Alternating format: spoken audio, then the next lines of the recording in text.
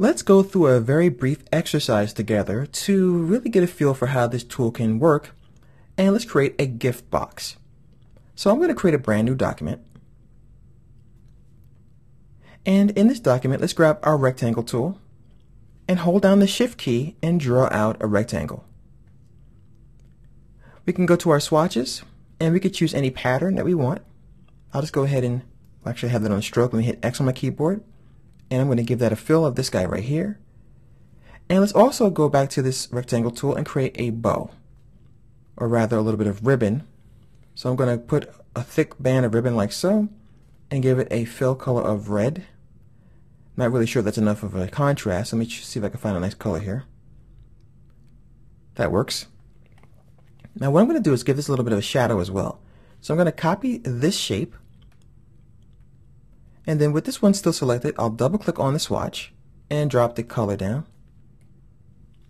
Then I'll go to Edit, Paste in Front, and I'll use my arrow keys to move this up, so now we have a little bit of a shadow as you see there.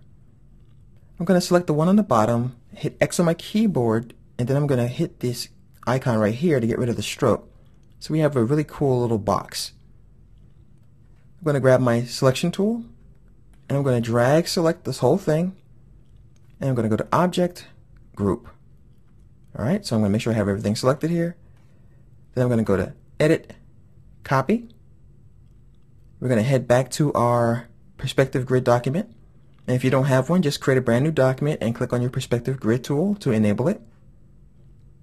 And I'm also going to choose the perspective selection tool. And I'm going to have this grid here, or this plane, selected, the blue one. I'll go to Edit, Paste, and then with this tool selected, I'm going to simply drag it onto my grid like so, and I'll move it into position. I can also scale it so that it fits perfectly, and I'll click away from it to see how it looks. Okay, great. Now let's go ahead and click on this icon, the orange one, and we're going to paste another one. Edit, Paste, and we're going to drag it onto this side. And I'm going to once again click on it, and I'm going to scale it so it fits. And I'm going to go to the View menu, Perspective Grid, Hide Grid. And now you've got yourself a nice gift box. But wait, there's more. We're going to create another layer, or actually, you know what, we'll just do this on the same layer. We'll be adventurous today. We're going to grab the pen tool this time, and we're going to draw our own shadow. So let's think of where the light source is. Let's say the light is coming from this direction. So I'm going to temporarily put an ellipse here, and I'll fill it in with yellow so we can be reminded of where our light's coming from. Then we can grab our pen tool and we can draw what we think will be the shadow. So I'm going to click and do something like this to create the shadow for this particular box.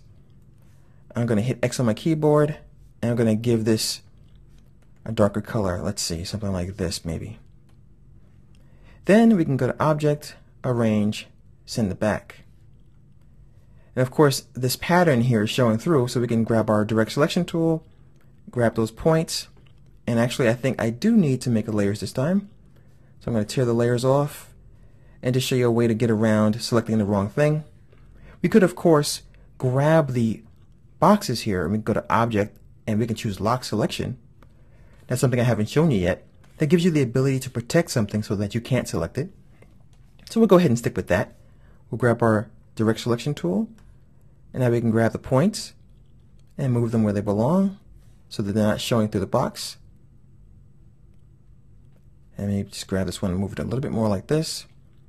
And I'll grab this one and refine it just a tad. And now we can go to Object, Unlock All, and I'll go ahead and close that and get rid of the sun.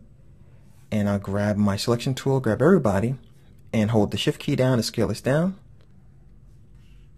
And now you have a box that's in perfect perspective with a shadow. Now the shadow needs a little bit of work, but at least you get the idea.